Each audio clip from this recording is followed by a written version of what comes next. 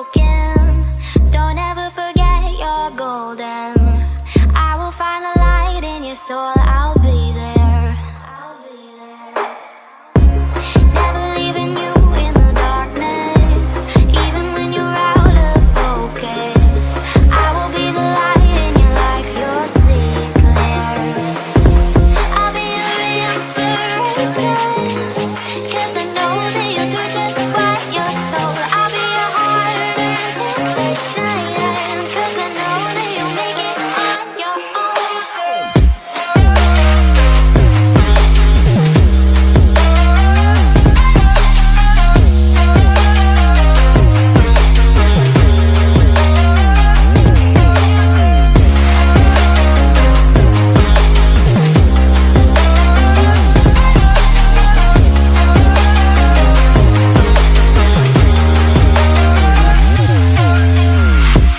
Baby, you can count on me now.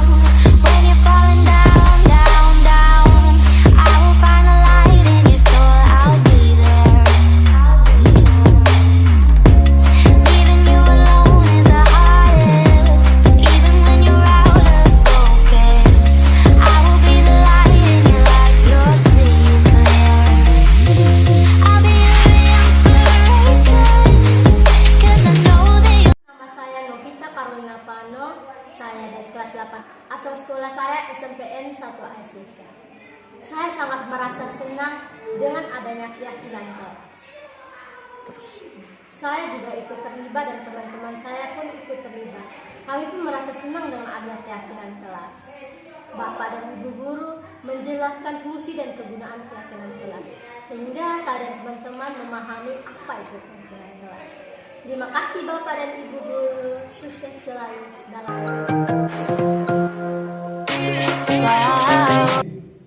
Jadi perlu saya dan juga teman berdua menyampaikan bahwa tujuan kita di sini kami melakukan sebuah diseminasi budaya positif yang merupakan tugas dari calon guru penggerak angkatan 11.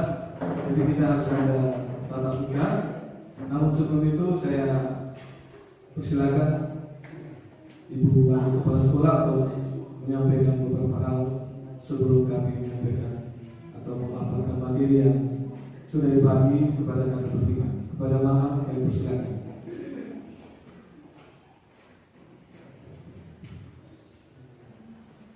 Baik, selamat siang untuk kita semua.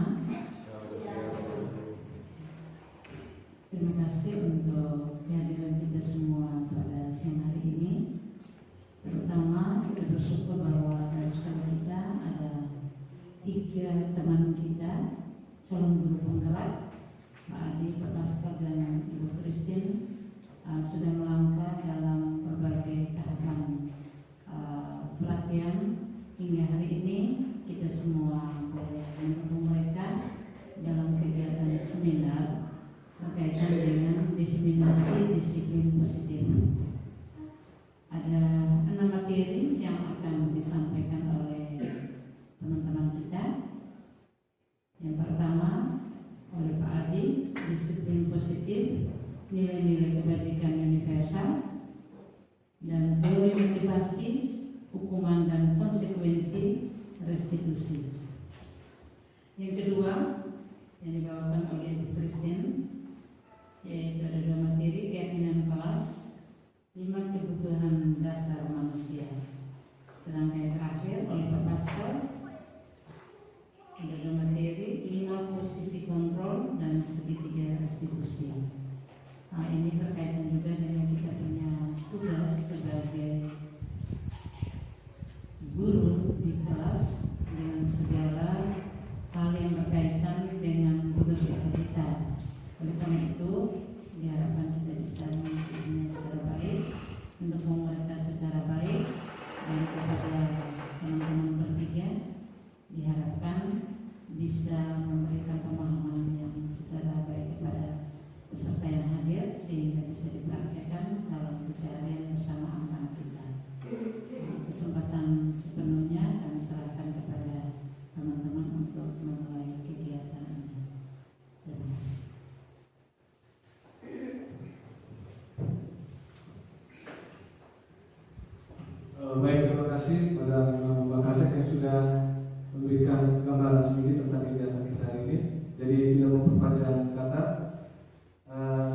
pertama saya yang akan menyampaikan materi.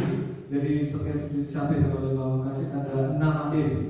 Jadi nanti 2 materi pertama saya yang itu tentang disiplin positif dan nilai-nilai kebajikan universal, dan materi yang kedua tentang teori motivasi, hukuman dan konsekuensi, dan juga restitusi.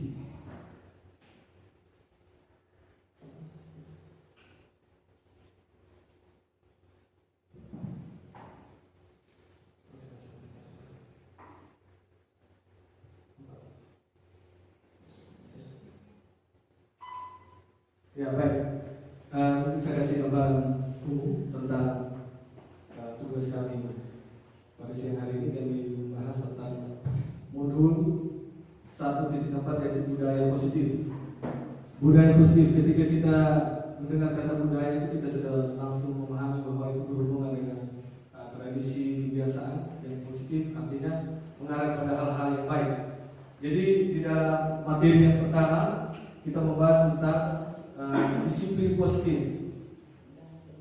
Disiplin positif. Ketika kita mendengar kata disiplin, tentu ada bayangan bahwa itu berhubungan dengan aturan, atau berhubungan dengan hal-hal yang harus dipatuhi, berhubungan dengan tata tertib. Ya. Dalam hal disiplin kita terapkan di sekolah.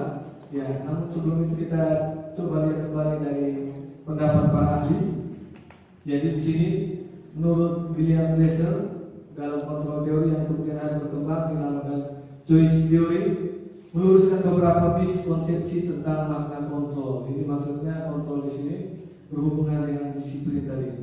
Jadi kadang-kadang kita maksudnya di dalam keseharian kita dalam sekolah, kontrol yang dimaksud itu apapun yang kita lakukan intinya siswa itu harus buat. Entah ada versi lain bahwa ketika kita menegur dengan keras, siswa melakukan, itu berarti sudah tercapai disiplin itu. Jadi di sini coba turun sini, turun, bagian atas, atas. Ya, jadi William Glasser menjelaskan ada beberapa miskonsepsi tentang makna kontrol. Yang pertama, ilusi guru mengontrol murid. Coba di sini. Ilusi guru mengontrol murid, ya mungkin sangat disingkat saja. Jadi saya secara pribadi juga mengalami bahwa ketika saya mengontrol murid, misalnya ribut, saya suruh diam, ya kamu diam, otomatis siswanya langsung diam. Tapi kembali lagi pada pribadi, dia diam itu karena dia mengizinkan dirinya untuk dikontrol. Ya, dia mengizinkan. Tapi sebenarnya kalau mau kembali, ketika dia tidak mengizinkan, bebas saja dia mau ribut atau tidak mematuhi aturan dan itu bisa saja. Itu yang dimaksudkan ilusi tentang guru mengontrol murid. Jadi kita kembalikan kepada pengertian yang sebenarnya bahwa kontrol itu tidak seperti ini. Ya. Yang kedua, ilusi bahwa sebuah penguatan positif efektif dan bermanfaat. Ya. Penguatan positif atau rujukan adalah bentuk-bentuk kontrol. Bentuk-bentuk kontrol segala usaha untuk mempengaruhi murid agar mengulangi suatu perilaku tertentu adalah suatu usaha untuk mengontrol murid tersebut. Dalam jangka waktu tertentu kemungkinan murid tersebut akan menyadarinya dan mencoba untuk menolak rujukan kita, atau bisa jadi murid tersebut menjadi tergantung pada pendapat sang guru untuk berusaha. Jadi yang dimaksudkan di sini adalah penguatan positif, efektif dan bermanfaat. Ya, bisa juga seperti itu, tapi kembali lagi kepada pribadi dari murid tersebut. Saya masih ingat apa yang disampaikan oleh teman baru yang sudah duluan menjadi guru penggerak. Saat itu saya ingat ada sebuah ilustrasi tentang kepalan tangan. Ya, kepalan tangan itu teman satu berusaha bujuk untuk membuka, tapi kembali lagi pada pribadi teman yang mengepalkan tangan. Setelah dia tidak mau membuka, maka tidak akan terjadi. Nah, itulah yang dimaksudkan di dalam tentang disiplin positif. Jadi semua itu kembali pada diri sendiri. Ketika kita mau mengubah seseorang, kembali pada diri sendiri dulu. Siap tidak untuk diubah. Jadi kalau seandainya di kelas kita mengajar siswanya juga kerjasama, otomatis tujuan pembelajaran pasti tercapai. Yang berikut. Ya, ilusi bahwa kritik dan membuat orang merasa bersalah dapat menguatkan karakter. Nah, ini juga kita perlu luruskan. Kadang-kadang ketika siswa melakukan kesalahan, saya sebagai guru juga sering melakukan marah atau langsung memberikan hukuman dengan inti bahwa dia harus mematuhi apa yang kita sampaikan itu. Misalnya sementara itu kita suruh dia langsung diam. Itu artinya metode itu tidak terlalu tepat, menyalahkan murid, ya, dan maksud membuatkan karakter itu seperti itu. Ya. Yang berikut, ilusi bahwa orang dewasa memiliki hak untuk memaksa. Ya. Jadi kembali lagi pada kebiasaan kita, kalau orang tua ngomong, anak pasti harus ikut. Walaupun sebenarnya anak masih memberikan pendapat, kenapa saya membuat seperti ini. Itu yang sering kita lakukan, entah di rumah atau di sekolah, pasti itu sering terjadi. Jadi inilah beberapa masih ada terakhir. Oke. Jadi pendapat dari ahli ini mau menegaskan kembali atau meluruskan kembali tentang arti dari kata kontrol yang sebenarnya. Yang berikut. Ya. Bagaimana seseorang bisa berubah dari paradigma stimulus respon kepada pendekatan teori kontrol? Ini menurut Stephen R. Covey. Ya, jadi yang saya luruskan sedikit tentang paradigma stimulus respon itu masih berhubungan dengan kebiasaan sebenarnya. Kerangka berpikir yang awal misalnya atau yang sering terjadi bahwa kita itu lebih banyak memainkan pada fase misalnya siswa berbuat kesalahan, otomatis semua siswa itu atau teman-temannya itu marah atau benci kepada dia. Itu sebenarnya tidak. Itu kerangka berpikir pada stimulus respon. Nah, ini berhubungan dengan teori kontrol. Jadi saya coba yang sedikit. Ini yang seperti diungkapkan oleh ahli. Bila kita ingin membuat kemajuan perlahan, sedikit-sedikit ubahlah sikap atau perilaku Anda. Namun bila kita ingin memperbaiki cara-cara utama kita, maka kita perlu mengubah kerangka acuan kita. Ubahlah bagaimana Anda melihat dunia, bagaimana Anda berpikir tentang manusia, ubahlah paradigma Anda, skema pemahaman dan penjelasan aspek-aspek tertentu tentang realitas. Coba.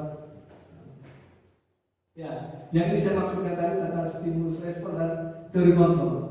Ya, pada stimulus respon itu biasanya orang berperan bahwa realitas kita sama. Sementara pada teori kontrol realitas setiap manusia itu kebutuhannya berbeda-beda. Yang berikut, semua orang melihat hal yang sama. Sementara pada teori kontrol setiap orang memiliki gambaran berbeda-beda. Mungkin singkat saja artinya yang dipakai pada penerapan tahap disiplin ini itu lebih mengarah pada teori kontrol. Ini yang lebih realitas pada kehidupan yang sering terjadi terutama dalam penegakan disiplin. Coba. Yes.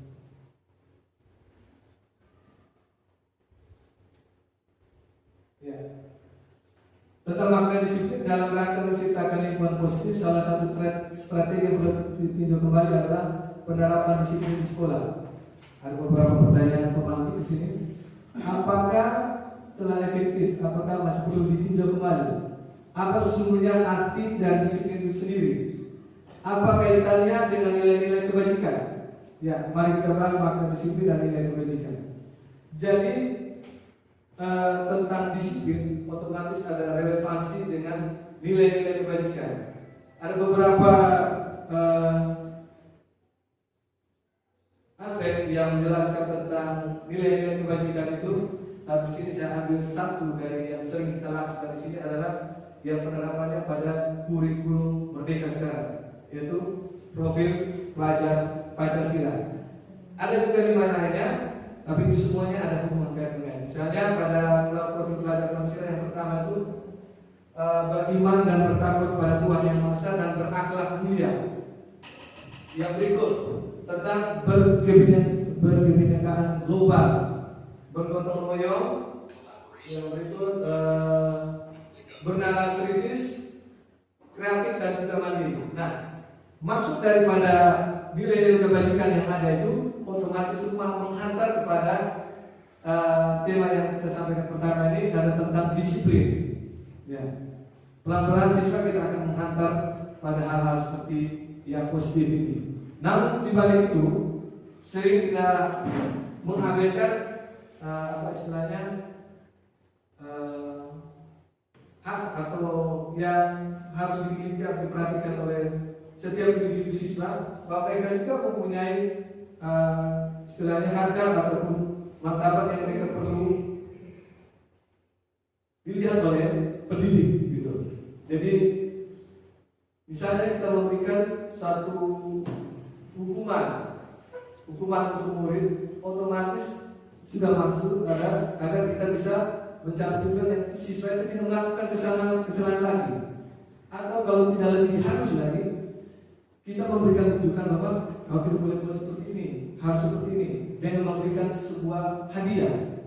Nah, hukuman dan hadiah atau yang disebut penghargaan itu sama-sama mempunyai efek yang kurang bagus untuk anak. Ya, efek yang kurang bagus untuk anak. Misalnya, kalau kita memberikan hukuman, otomatis dia mempunyai atau mengalami yang namanya depresi atau stres atau tekanan. Jadi dia melakukan segala-galanya, pasti dia berpikir, oh nanti saya dapat hukuman. Ataukah misalnya ada siswa yang dibujuk oleh guru supaya kamu tidak boleh lagi untuk berbuat atau datang terlambat. Kalau misalnya datang selalu pagi, nanti dapat bonus ini, bonus itu. Siswa akan tergantung dengan bonus-bonus tersebut. Nah, upaya untuk menghilangkan seperti itu, kita melakukan ada yang namanya tahapan restitusi. Ya, restitusi ini upaya istilahnya mengontrol perilaku salah yang dialami oleh siswa dengan cara yang tidak merugikan pelaku dan juga korban. Jadi semua dalam posisi merasa nyaman. Ya, semua dalam posisi merasa nyaman. Jadi tidak ada yang dirugikan salah satu pihak. Jadi kalau misalnya satu dirugikan, satu yang diuntungkan, otomatis ada kesenjangan. Yang tentang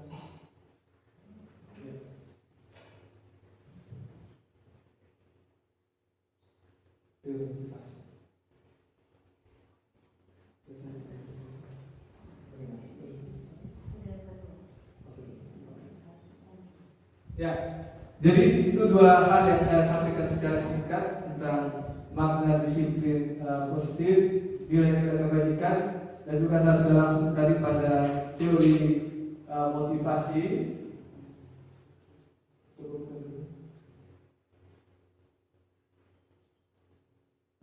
Ya, kalau dalam motivasi itu ya seperti tadi saya sampaikan bahwa siswa melakukan segala sesuatu itu karena hukuman, yang berikut karena ingin dihargai atau dihormati, yang berikut yang ketiga itu siswa melakukan sesuatu itu karena kesadaran diri. Jadi kira-kira menurut Bapak mana kira-kira yang paling bagus? Melakukan kepatuhan atau disiplin hanya karena takut dihukum, melakukan segala sesuatu itu karena ingin mendapat penghargaan atau dipuji, ataukah melakukan sesuatu karena kesadaran diri sendiri? Mana yang paling bagus menurut Bapak Ibu? Yang ketiga, ya. Nah, jadi kalau aspek pertama tentang hukuman itu berasal dari internal, ya. Itu bukan dari dalam diri. Jadi dia melakukan segala sesuatu hanya karena ada tekanan, memang itu apalagi ketemu guru yang keras pasti harus segera melakukan supaya jangan salah. Yang berikut tentang yang kedua tentang ingin dihormati atau dipuji, itu otomatis ya kalau saya tidak dipuji saya tidak buat. Ya, tapi kalau guru lihat atau segala macam pasti saya akan buat. Itu tidak ada, itu tetap pasti dari hal yang eksternal. Nah, yang paling bagus itu adalah melakukan sesuatu karena kesadaran diri sendiri. Nah, itu berasal dari hal internal atau dalam diri siswa. Jadi dia istilahnya pelan-pelan akan tumbuh dalam proses berpikirnya, semakin lama semakin matang. Ya. Dia tidak terpengaruh sama sekali dengan teman-teman. Ya. Misalnya teman si A ada, mari kita bolos. Satu mau selesai jam sekolah terus saya bolos, saya pulang. Jadi tidak seperti itu. Dia pelan-pelan akan semakin terbentuk mentalnya, pola berpikirnya semakin ke arah yang lebih positif. Ya, seperti itu. Ya, kalau untuk hukuman konsekuensi dan resiko itu saya sudah sampaikan tadi bahwa kalau memberikan hukuman konsekuensi itu masih dalam taraf identitas gagal misalnya, seperti itu. Jadi kalau restitusi sudah menjadi identitas sukses. Jadi pelan-pelan kita memahami, artinya kami di sini melakukan designasi sini bukan berarti menggurui, tapi kita sharing, bertukar pikiran. Ini kami dapat juga hal yang baru. Ya. Jadi kita bisa berbagi untuk tahap selanjutnya. Ketika sudah selesai mungkin kita bisa membentuk satu komunitas yang lebih bermanfaat untuk membagi kita ruang kolaborasi, bukan saja yang terjadi saat pelaksanaan CGP, tapi setelah itu kita harus tetap saling berbagi. Jadi mungkin itu saja dari saya. Nanti sesi tanya jawabnya sampai pada pertanyaan terakhir sebentar. Ya. Selanjutnya saya silakan teman menyampaikan materi.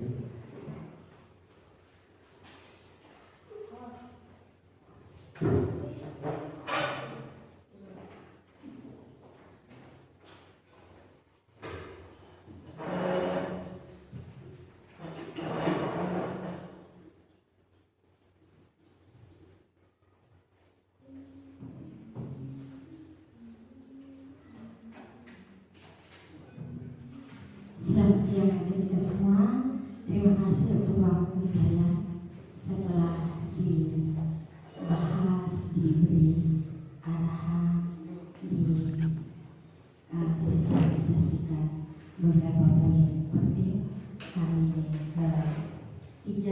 izinkan saya untuk waktu yang kedua ini saya akan menyampaikan dua materi penting yang berkaitan dengan materi pertama tadi, disiplin positif, ada nilai-nilai kebajikan, ada restitusi, ada hukuman, ada penghargaan. Bapak Ibu, saya masuk ke materi yang ketiga mengenai keyakinan kelas. Keyakinan kelas, pasti Bapak Ibu sudah dapat arahan sedikit apa yang namanya kesepakatan kelas, apa yang nama keyakinan kelas dengan guru penggerak atau CGP yang lebih dahulu yang sekarang sudah menjadi guru penggerak. Baru saya awalnya saya merasa bahwa ketika bergabung dalam guru penggerak saya butuh waktu ekstra banyak belajar start dari nol. Dan ketika saya berdiri di sini Bapak Ibu, saya tidak sedang menggurui, saya tidak sedang memberi ceramah, tetapi saya membagi apa yang saya dapat. Dari keenam bagian disiplin positif, saya masuk ke keyakinan kelas. Kita sebagai guru yang selama ini kita lakukan bahwa sudah baik, termasuk saya merasa bahwa ketika saya berada di depan kelas, saya bersama dengan siswa, saya berbuat dengan siswa, dan siswa sudah mematuhi apa yang saya buat, itu sudah terbaik. Ternyata saya keliru Bapak Ibu. Dalam posisi pembelajaran kami yang sudah mendekati 3 bulan ini, saya baru menyadari bahwa apa yang saya lakukan selama ini keliru. Apa yang saya lakukan selama ini salah. Ada yang salah kan? Atau ada yang keliru? Salah Bapak Ibu. Yang kita buat selama ini selalu nanti ada teman-teman saya, kita masuk ke segi 3 restitusi, posisi kontrol dan lain sebagainya. Tapi saya hanya membahas tentang keyakinan kelas guru. Kita sebagai guru diminta untuk memulai setiap pembelajaran, memulai setiap pembahasan, memulai kebersamaan kita dengan anak. Kita mengajak anak untuk membuat satu keyakinan kelas, satu kesepakatan kelas. Yang kalau selama ini kita buat adalah peraturan. Di mana-mana di kelas atau di sekolah untuk umum, kelas mungkin lebih khusus. Kalau punya wali kelas, punya guru mata pelajaran, punya kepala sekolah, kita punya peraturan. Mungkin pertanyaan pemantik ada seperti ini yang saya kasih tunjuk Bapak Ibu. Saya juga merasa benar bahwa ada satu pertanyaan, mengapa kita memiliki peraturan tentang penggunaan helm? Jawabannya pasti untuk keselamatan. Lalu pertanyaan kedua, mengapa kita memiliki peraturan tentang penggunaan masker? Supaya kita tetap sehat dan selamat. Lalu kembali pada keyakinan kelas, mengapa kita buat keyakinan kelas, tapi tidak kita buat peraturan kelas. Peraturan mungkin kita lihat selanjutnya, Bapak Ibu. Mohon maaf di sini mungkin kami bertiga menampilkan ke teman-teman apa adanya, apa yang kami bisa buat. Kami tidak menyiapkan slide masing-masing dengan waktu dan segala kesibukan yang ada. Kami mencoba untuk dengan trik yang ada, dengan arahan fasilitator kami bahwa gunakan apa yang bisa kami buat, Bapak Ibu.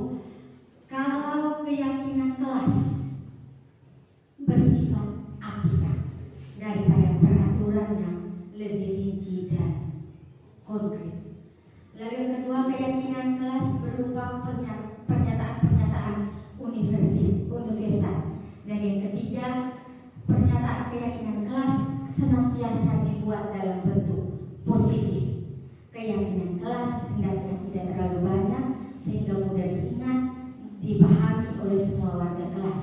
Keyakinan kelas sebaiknya sesuatu yang dapat diterapkan di lingkungan tersebut. Semua warga kelas hendaknya ikut berkontribusi dalam pembuatan keyakinan kelas lewat kegiatan curah pendapat, bersedia meninjau kembali keyakinan kelas dari waktu ke waktu. Bapak Ibu, kita selalu gunakan kalimat jangan membuang sampah sembarang tempat. Silahkan duduk di tempat masing-masing. Jangan lakukan ini. Jangan nakal. Jangan usil teman. Dan kata jangan itu kita memakai supaya siswa ikut, siswa patuh, siswa jangan kepala batu, siswa harus nurut. Ternyata ketika belajar di sini saya baru tahu kita tidak diperbolehkan untuk memakai kalimat-kalimat yang berkaitan dengan larangan. Tetapi kita pakai kalimat-kalimat abstrak bagaimana kita mengajak secara halus. Kira-kira anak-anak sebelum kita memulai pelajaran, Ibu tawarkan kita buat dulu ini saya keluar sedikit dari keyakinan kelas kita ke kesepakatan kelas. Kalau misalnya kita sedang memberi pelajaran, kira-kira apa yang kamu mau dulu? Utarakan ke ibu, utarakan ke bapak. Kita sepakat dalam pembelajaran ini apa yang kita tidak boleh lakukan. Pasti nanti anak-anak usul yang pertama, satu, saling menghargai. Yang kedua, jangan ganggu teman. Yang ketiga, kalau mau bertanya, acungkan tangan dulu dan lain sebagainya. Menyangkut dengan keyakinan kelas, Bapak Ibu, saya tidak sedang berorasi. Saya hanya membagi apa yang saya dapat. Saya berharap ketika kalian ini bertiga di sini, berdiri di sini, tidak menjadi suatu patokan bahwa yang saya buat di kelas itu salah. Kita sudah buat benar, cuma mungkin kita rubah pola untuk menjadi lebih baik. Kata-kata yang kita pakai contohnya misalkan dilarang mengganggu orang lain.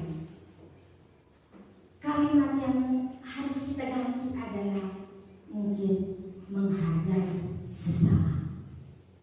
Saya pernah mencoba Bapak Ibu, ini kalimat-kalimat rumpang yang mereka berikan ini, kita masukkan kata ini, lalu kita dicek, ternyata salah. Contohnya, dilarang mengganggu orang lain. Saya tadi jawab bilang saling menghargai. Kita cek benar atau salah. Salah. Dilarang mengganggu orang lain. Mungkin saya butuh satu jawaban, dua jawaban Bapak Ibu dari dilarang mengganggu orang lain. Bolehkah kita ganti kalimat mana yang bisa benar? Ibu Rotas mungkin bantu saya.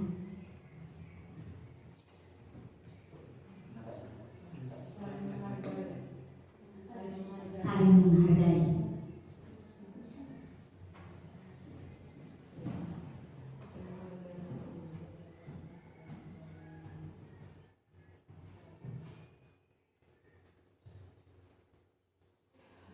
Masih salah.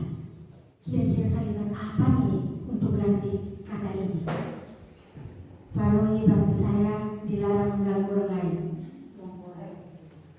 Saling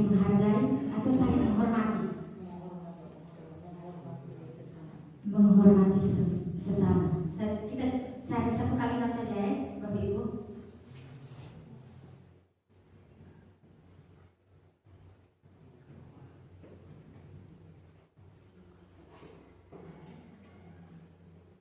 Masih salah. Dan ini saya coba berulang kali. Saya bahkan cek Google. Ini katanya dilarang mengganggu orang lain. Saya bilang menghormati saya, menghargai saya. Kalimat yang benar itu seperti apa?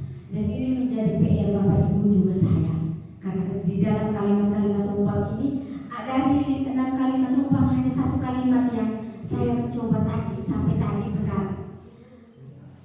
Saya lanjut Bapak Ibu. Prosedur pembentukan keyakinan kelas. Mungkin kita lihat yang pertama kita mempersilahkan warga sekolah, murid di sekolah, kelas bercurah pendapat tentang peraturan yang perlu disepakati di sekolah. Misalkan mungkin saling menghargai, kita jangan pakai kata jangan lagi. Bapak Ibu wali kelas mungkin boleh mencoba menerapkan di kelas. Kata jangan kita hilangkan, kita ganti dengan kalimat yang mungkin lebih halus, lebih abstrak. Mungkin jangan nakal. Pak Asis boleh bantu saya. Jangan nakal, kita boleh ganti dengan kalimat apa? Saya tidak nakal. Ya, kalau kita ya, kalau Pak Asis kita jawab secara logika, jangan nakal, saya tidak nakal. Tapi kita dituntut untuk menggantikan kalimat-kalimat abstrak yang tidak kira-kira menjadi peraturan yang keras, yang rinci, yang konkret, harus seperti ini, harus seperti ini. Lalu kedua, mencatat semua masukan para murid, warga sekolah di papan tulis, di kertas besar, kertas ukuran poster, di mana semua anggota kelas, warga kelas melihat hasil curah pendapat. Ini kita semua pernah mencoba, kita semua pernah curahkan semua. Kita punya aturan-aturan dalam bentuk di kertas origami ataupun di kertas plano dan lain sebagainya. Susunlah keyakinan kelas sesuai prosedur pembentukan keyakinan kelas. Kalimat negatif, jangan berlari di kelas atau koridor. Kalimat positifnya menjadi berjalanlah di kelas atau koridor. Mungkin jawaban yang harus kita sesuaikan dengan kalimat rumpang yang di depan seperti ini contohnya Bapak Ibu. Jangan berlari di kelas atau koridor. Kalimat positifnya berjalanlah di kelas atau koridor. Kadang-kadang ini Bapak Ibu kami guru bahasa Indonesia, kita dituntut untuk menggunakan bahasa Indonesia yang baik dan benar. Dalam pemahaman kita bahwa bahasa Indonesia yang baik dan benar itu harus sesuai kaidah, harus sesuai aturan. Tetapi kita harus menyesuaikan di mana lingkungan kita berada. Contohnya Bapak Ibu, kalau di kalimat situ ada kalimat negatif dan kalimat positif. Saya di kelas saya mencoba, ketika anak-anak saya tanyakan, kalau ke pasar kamu beli sayur, apakah kau menggunakan bahasa Indonesia yang baik dan benar? Mereka jawab, iya Bu, menggunakan bahasa Indonesia yang baik dan benar. Jawabannya, coba kasih contoh ke saya. Ketika beli sayur itu kau bilang apa dengan bapak atau mama Lele di pasar ketika kau beli sayur? Dia bilang, sayur ini berapa? Harga sayur ini berapa mama? Bapak, tata, sayur ini berapa? Sekarang saya tanya balik, itu sudah baik dan benar? Iya, dia dengan pede jawab, baik itu sudah baik dan benar. Tugas kita guru adalah seperti ini, baik dan benar kan sesuai kaidah. Tetapi bahasa Indonesia yang kalau benar sesuai kaidah, baik berarti sesuai dengan situasi. Kalimat-kalimat yang sering kita gunakan di pasar adalah sayur ini berapa mama? Harga sayurnya kangkung ini berapa? Tempe tahu berapa? Tapi kalau kalimat yang benar adalah berapakah harga sayur ini? Yang kita alami di situasi ini, kalau kita alami dan kita tanyakan di Papa Lele, Mama Lele di pasar, akan menjadi lelucon. Dan saya berpikir Bapak Mama tahulah saya segera tidak menggurui. Kita kembali berikut contoh keyakinan kelas. Setiap anggota kelas perlu belajar, perlu senang, melakukan tegas, perlu saling menghargai, merasa aman,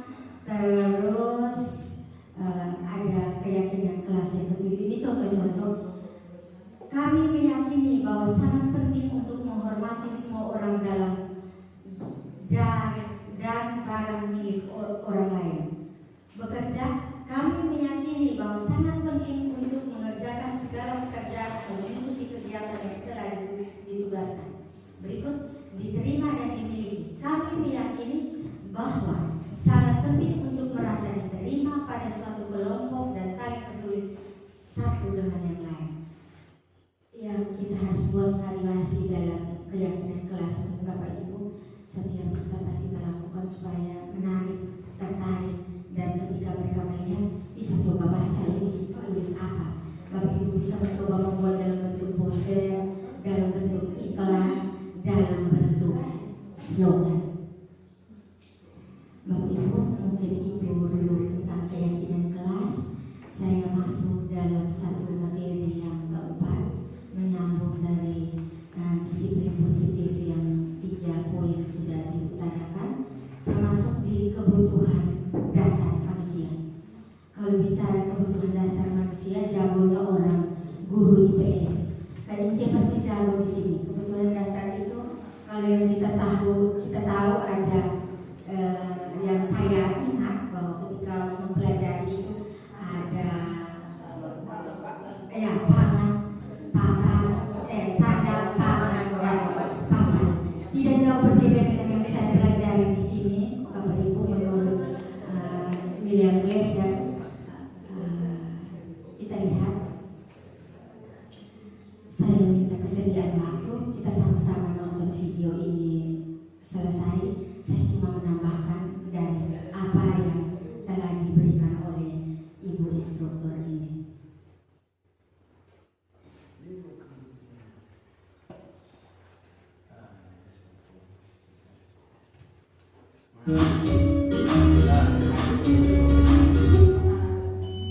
Salam dan bahagia Ibu dan Bapak guru hebat untuk membangun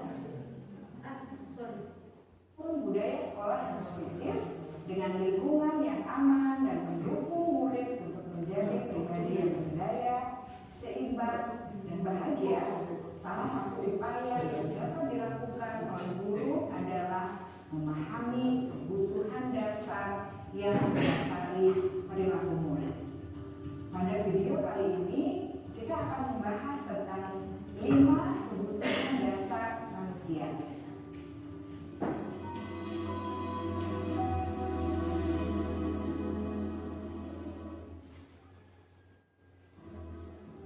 Ki Hajar Dewantara dalam salah satu kutipannya menyatakan, kita ambil contoh perbandingannya dengan hidup tumbuh-tumbuhan. Seorang petani dalam hakikatnya sama kewajibannya dengan seorang pendidik yang menanam padi misalnya. Hanya dapat menuntun tumbuhnya padi. Ia dapat memperbaiki kondisi tanah, memelihara tanaman padi, memberi pupuk dan air, membasmi ulat-ulat atau jamur-jamur yang mengganggu hidup tanaman padi, dan lain sebagainya. Ketika guru memahami kebutuhan apa yang mendasari perilaku murid, dan guru berusaha menuntun dan mendukung murid dalam memenuhi kebutuhannya secara positif, pada hakikatnya guru tersebut ibarat seorang petani yang sedang berusaha memahami kebutuhan masing-masing tanaman, dan ia berusaha memenuhi kebutuhan tanaman tersebut agar dapat tumbuh dengan subur dan maksimal.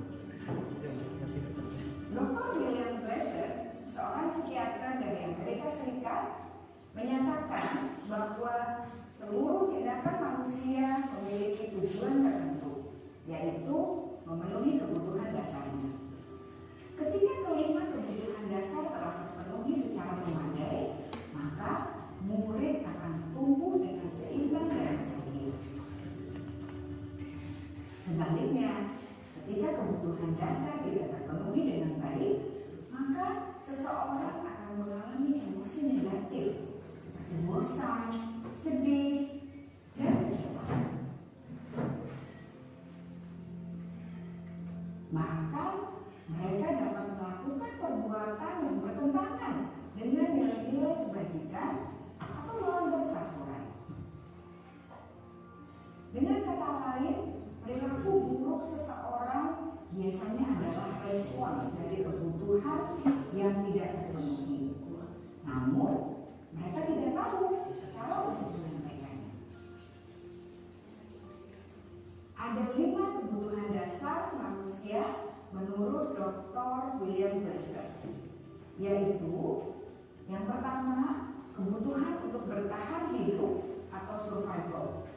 Yang kedua, kebutuhan untuk merasa diterima atau love and belonging. Yang ketiga, kebutuhan akan kebebasan atau freedom.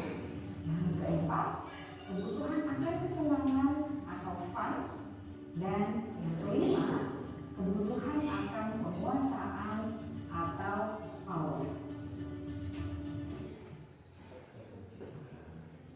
Ya, terima kasih Bapak Ibu. Saya menjeda dulu video yang saya gambarkan di sini bahwa ada 5 kebutuhan dasar seperti kata ahli kita William Glasser. Ada 5 kebutuhan dasar itu. Yang pertama, bertahan hidup. Di dalam kebutuhan dasar untuk bertahan hidup, kebutuhan ini bersifatnya psikologi. Bertahan hidup misalnya pemenuhan untuk kebutuhan kesehatan, rumah, dan makanan, pangan, pakan, sandang. Lalu yang kedua, kebutuhan kasih sayang dan rasa diterima. Kebutuhan ini masih psikologis juga. Kebutuhan disayang, diterima, dan kebutuhan hubungan antara kondisi atau hubungan sosial. Dan yang ketiga, kebutuhan akan kebebasan pilihan Bapak Ibu. Kebutuhan bebas, kebutuhan akan kemandirian, otonomi, dan mampu mengendalikan arah hidup. Lalu yang keempat, kebutuhan kesenangan, kebutuhan untuk merasa senang. Dan yang terakhir, kebutuhan penguasaan menyangkut dengan harga diri, kebutuhan pengakuan atas kemampuan berhubungan dengan kekuatan untuk mencapai sesuatu. Bapak Ibu, mengenai disiplin positif, tadi kita sudah dapatkan nilai kebajikan universal, hukuman restitusi penghargaan, keyakinan kelas, dan kita bahas tentang kebutuhan manusia. 5 kebutuhan manusia itu semua akan baik, semua akan terpenuhi apabila semua 5 itu kita penuhi juga untuk kebutuhan siswa kita. Jadi bagi kita, kadang saya berpikir bahwa intinya siswa itu datang ke sekolah tepat waktu, ikuti semua aturan yang ada di sekolah, di kelas, ikuti semua aturan yang dibuat guru, ikuti apa yang kita mau, dengan apa yang kita ajarkan, dan pulang membawa ilmu. Ternyata kita sebaliknya, kita buat ini salah. Kita harus memenuhi semua apa yang kita buat di kelas, di sekolah. Kita harus padankan dia dengan mereka punya 5 kebutuhan. Tapi semua 5 kebutuhan itu Bapak Ibu semua kita alami. Dan sangat tidak mungkin kalau setiap siswa kita klasifikasi, kita tangani satu persatu. Tetapi paling tidak kita coba untuk memulai hal baik untuk kemajuan murid-murid kita. Saya di akhir pembahasan 2 materi ini, Bapak Ibu semoga di siang ini tidak bosan, tidak jenuh, tidak sedang mendengarkan dijual obat. Tapi satu refleksi saya kepada Bapak Ibu bahwa ketika kita omong disiplin menyangkut dengan aturan, ternyata aturan itu tidak mengikat, jangan membuat anak merasa jenuh. Kita semua diajak untuk menuntun anak pakai hati, menuntun anak dengan jiwa. Dan saya ketika menjalani calon guru penggerak, ada satu kalimat yang melawan nurani saya. Di dalam satu moto di sebuah lagu guru penggerak, di satu ikrar seorang guru penggerak adalah menghamba pada murid. Dan kalimat itu bertolak dengan apa yang kita buat di sekolah. Benarkah kita harus jadi menjadi hamba untuk murid. Dan ini refleksi saya di akhir kata saya. Mohon maaf kurang dan lebih, saya serahkan mic ini ke teman saya untuk 2 materi terakhir. Terima kasih, salam hormat dan sehat.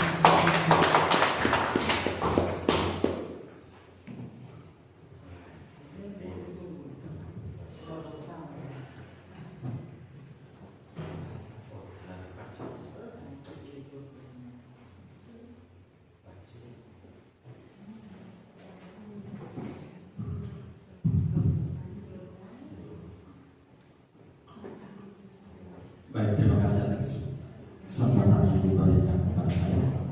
Salam semangat dan salam hormat buat kita semua yang hadir pada kesempatan ini. Sebelumnya,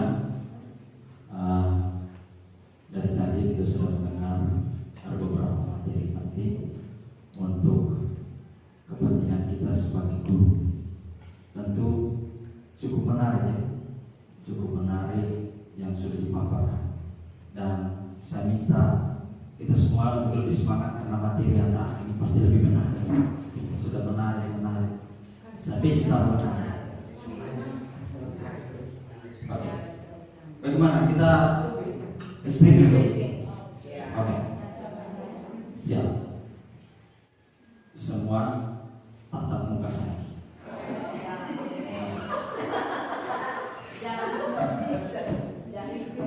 Siap ya? Lihat wajah saya. Sebentar, saya akan bertanya kepada Bapak Ibu semua, apa yang menyatakan bahwa buka atau tutup? Ya. Buka, tutup, buka, tutup, tutup, buka, tutup, buka. Yang bisa membedakan bahwa saya ini buka atau tutup dari gerakan api. Silakan. Dari mulut Pak Guru. Oke. Dari gerakan tangan. Oke, saya coba lagi ya. Oke. Buka, tutup. Tadi ada dulu. Tutup, buka. Berarti ada beda. Karena saya ada buka, tutup, ada tutup, buka. Jadi ada seperti belum. Di mana yang berbeda? Saya habis nyambung di mulut. Gerakan. Tadi saya sudah bilang gerakan.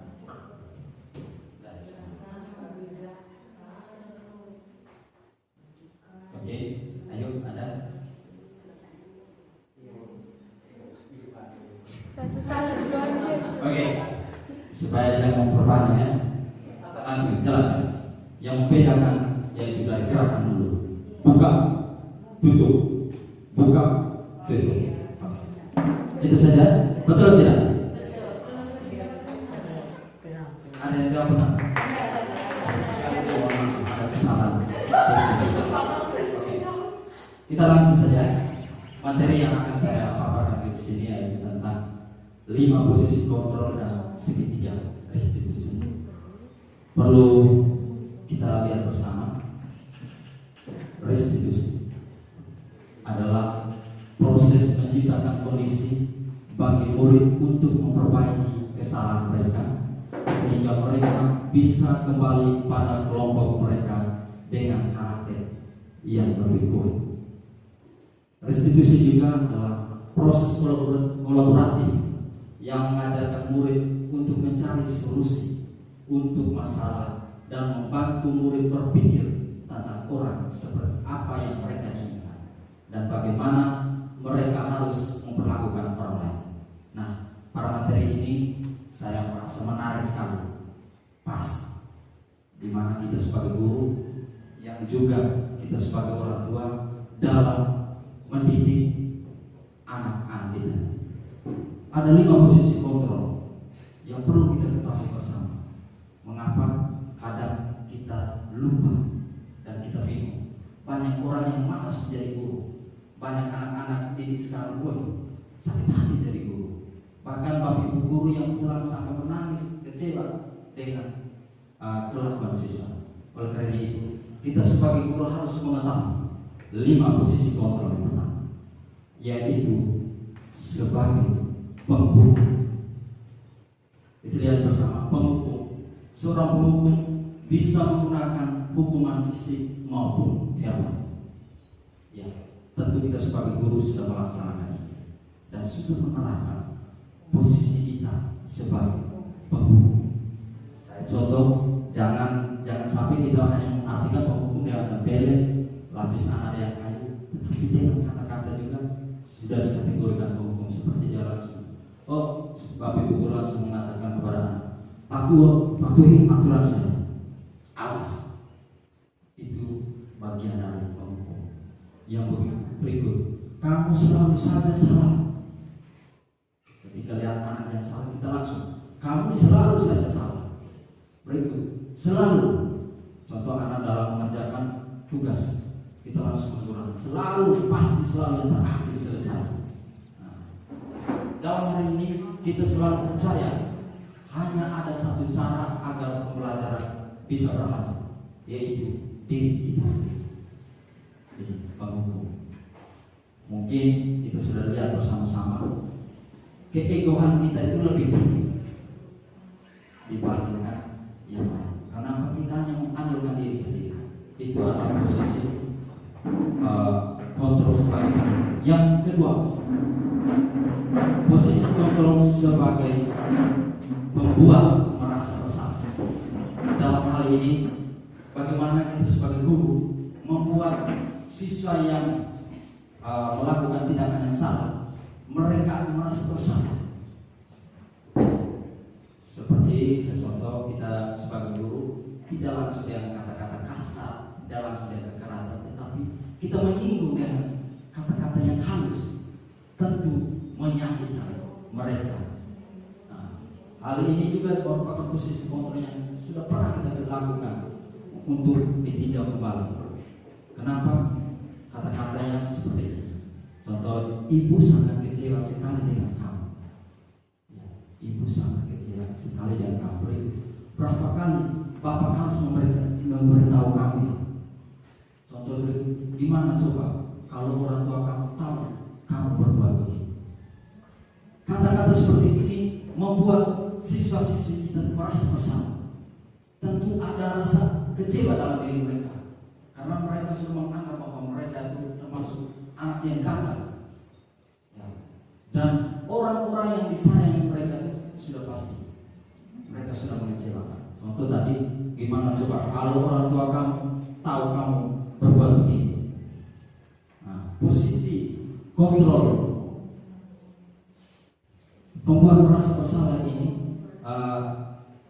kita memiliki penilaian diri yang buruk tentang diri mereka. Murid merasa tidak dihargai dan telah mengecewakan orang-orang yang disayang. Posisi kontrol ini kita juga perlu tinjau kembali, apakah layak dan pantas untuk kita terapkan. Berikut, posisi kontrol sebagai teman. Tentu kita semua sudah lihat, dalam posisi kontrol sebagai teman ada sisi negatif dan ada sisi positif. Positifnya, di mana guru akan melakukan hubungan yang baik antara murid dengan para pendidik. Contoh, pada posisi ini kita menggunakan hubungan baik dengan kata-kata humor, membuat murid merasa nyaman. Baik, Pak Guru ini seperti teman, kita tidak membedakan mereka. Ada kata-kata yang sering kita keluarkan. Contoh, seperti Bapak Ibu guru terapkan kepada siswa. Beliau berkata, ayo bantulah demi bapaknya. Karena kita sebagai teman sudah menganggap bahwa murid membuat sesuatu demi bapak atau demi ibu. Terus kita mengingatkan, ayo ingat tidak bantuan bapak, ingat tidak bantuan bapak selama. Kita mengingat kembali, ingat tidak bantuan bapak atau bantuan ibu selama. Berikut kita mengingatkan mereka, ya sudah, kali ini tidak apa. Contoh hal ini ketika murid berbuat kesalahan, kita mengingat ya sudah kali ini tidak apa-apa, nanti ibu bantu bereskan. Murid akan merasa senang dan posisi kontrol teman ini ada segi positif, di mana hubungan kita dengan murid itu terjalin baik. Tetapi ada hal negatif pasti murid akan bergantung kepada guru yang dianggap sebagai teman. Kenapa? Jika suatu saat guru tidak ada, mereka akan malas dan mereka akan tidak berdaya. Karena semua yang kita impian, yang kita sampaikan demi bapak atau demi ibu, ayo bantu aku, ayo bantu demi bapak, bukan demi mereka. Maka ketika kita tidak ada, pasti mereka akan lupa lagi dan kesalahan itu akan berulang lagi. Selanjutnya, posisi kontrol yang keempat yaitu sebagai pemantau. Pemantau juga kita sudah lakukan selama ini, di mana yang kita sering melakukan itu pada saat kita mengawas, kita bertanggung jawab atas perilaku orang-orang yang kita awasi. Posisi pemantau berdasarkan pada peraturan dan konsekuensi. Dengan menggunakan sanksi atau konsekuensi, kita dapat memisahkan hubungan pribadi kita dengan murid. Sebagai seorang yang menjalankan posisi pemantau, ada pertanyaan-pertanyaan yang sering diajukan. Contohnya, peraturannya apa ketika murid berbuat salah? Apa yang telah kamu lakukan? Sanksi atau konsekuensi apa? Di sini kita memisahkan pemantau. Kita contoh, anak berbuat salah, ya. Ingat peraturannya apa? Di situ kita sudah memisahkan. Terus kalau Anda bersalah, konsekuensinya apa? Hal ini perlu kita tahu apakah layak dan pantas atau tidak untuk posisi kontrol sebagai pemantau. Selanjutnya, posisi kontrol yang terakhir adalah sebagai manajer.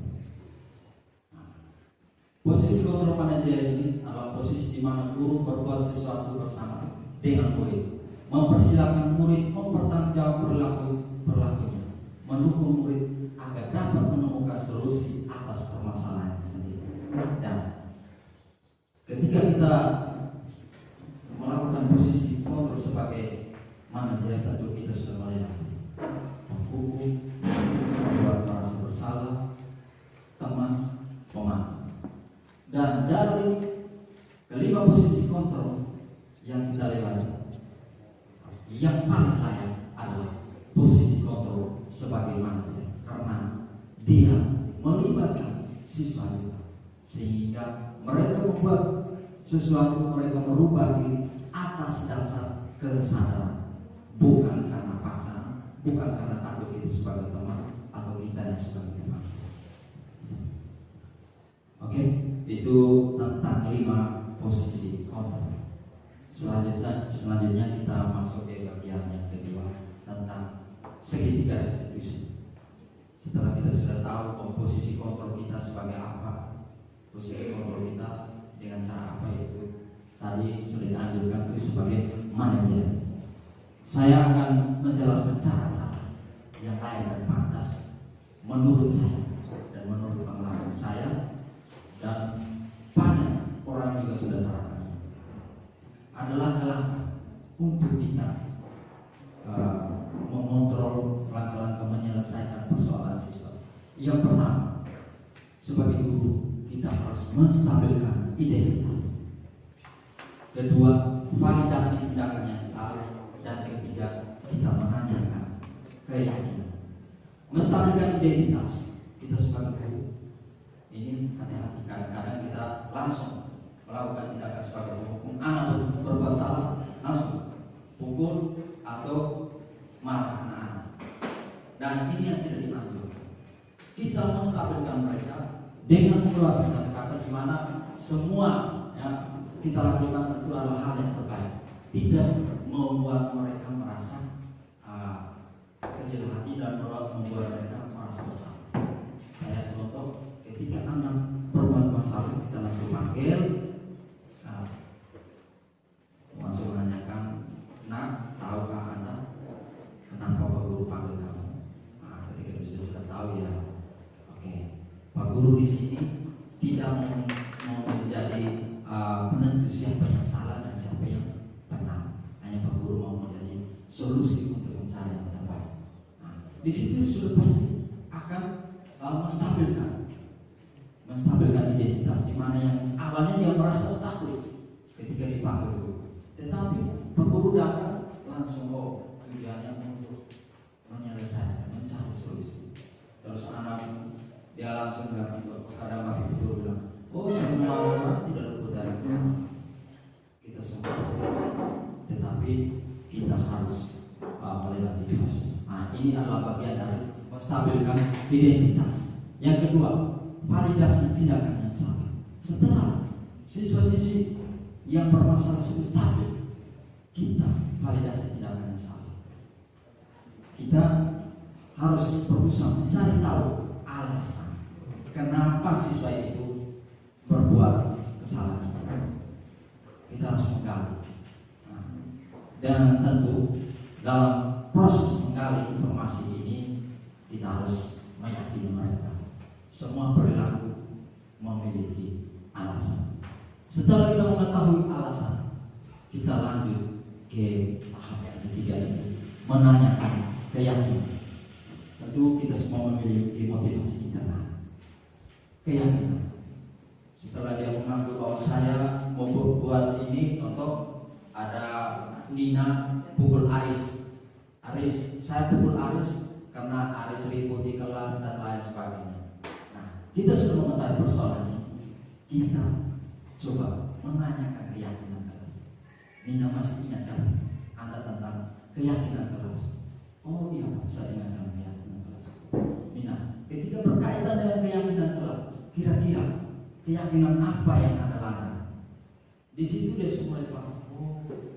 Keyakinan, contoh kalau dia pukul, keyakinan apa? Setelah dia memahami keyakinan itu, baru kita guru langsung memberikan kesempatan. Bagaimana? Anda sudah bersama nih, Anda sudah menyadari bahwa tadi tindakanmu sudah melanggar keyakinan. Sudah pasti ada motivasi dalam dirinya. Ya sudah pasti meminta maaf dan ingin membuat komitmen tidak mengulangi lagi. Itu adalah bagian dari validasi. Menanyakan keyakinan, identitas. Itu adalah tentang segitiga restitusi. Di akhir ini saya ingin membagi pengalaman. Mungkin awal ketika menjadi guru saya menganggap ya guru itu harus sabar. Tetapi kalau guru yang sabar, dia hanya setiap hari ngomong, tidak melalui proses. Pada akhirnya dia sadar, kenapa siswa ini buat gula terus salah. Kalau menurut saya kita melewati tahap-tahap ini, kita sudah tahu dan kita akan mengenal bahwa mereka sedang mengalami proses. Tidak mungkin anak itu langsung jadi. Kita sudah pasti tidak.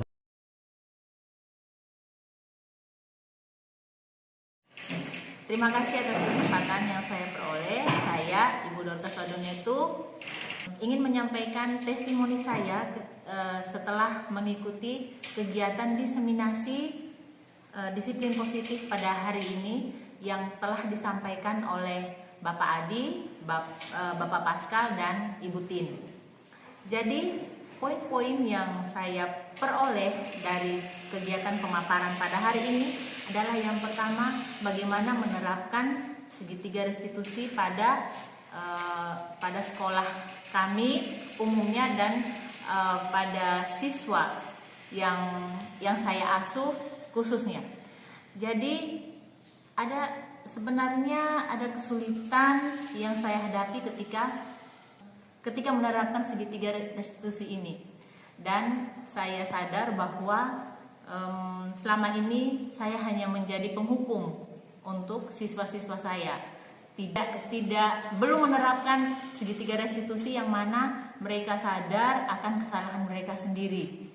Tetapi saya selalu menjadi penghukum, kamu yang benarnya ini, yang salahnya ini. Jadi saya adalah penghukum dan penentu dari perbuatannya mereka. Tetapi setelah mengikuti kegiatan ini saya jadi mengerti, oh segitiga restitusi itu adalah bagaimana kita guru menyadarkan siswa itu tidak dengan hukuman, tidak dengan penentu mereka itu bersalah atau tidak, tetapi dengan bagaimana kita menyadarkan mereka apa yang menjadi kesalahan mereka dan bagaimana mereka setelah melakukan kesalahan apa yang mereka buat untuk menebus kesalahan itu. Terus kebutuhan mendasar. Nah, kebutuhan mendasar ini saya rasa tadi dari pemaparan itu adalah tanggung jawab kita sebagai seorang guru dan sebagai orang tua juga untuk memenuhi kebutuhan-kebutuhan dasar pada siswa kita. Jadi dari pemaparan tadi saya mendapat banyak sekali pelajaran yang akan saya terapkan di siswa saya. Ketika kebetulan saya adalah wali kelas, jadi saya akan terapkan pada siswa di kelas saya. Ya. Untuk Bapak dan Ibu, Bapak Pascal, Bapak Adi dan Ibu Tin, sukses terus. Jadilah guru penggerak yang menggerakkan kami yang belum menjadi guru penggerak. Jadi sukses dan maju terus. Terima kasih. Ini saya membuat hal baru apa yang sudah disampaikan oleh ketiga calon guru penggerak, Pascal, Ibu Tin dan Pak Adi. Mereka begitu lugas menyampaikan hal-hal yang berkaitan dengan budaya positif dan disiplin positif. Ada banyak hal baru yang saya peroleh, pelajaran baru yang saya peroleh dan menjadi bahan refleksi untuk saya berkaitan dengan budaya positif, khususnya pada segitiga restitusi. Karena di sini saya menyadari bahwa banyak hal yang masih saya salah, saya sering memaksakan dan saya tidak melibatkan siswa dalam membangun usaha atau bertanggung jawab terhadap apa yang menjadi pilihan dia dan apa yang menjadi kesalahan dia untuk dia perbaiki. Itu dari saya. Untuk Pak Pascal, Pak Adi dan Ibu Tin, semangat terus dan teruslah belajar, teruslah bergerak, dan saya yakin kedepannya kalian akan menjadi guru penggerak yang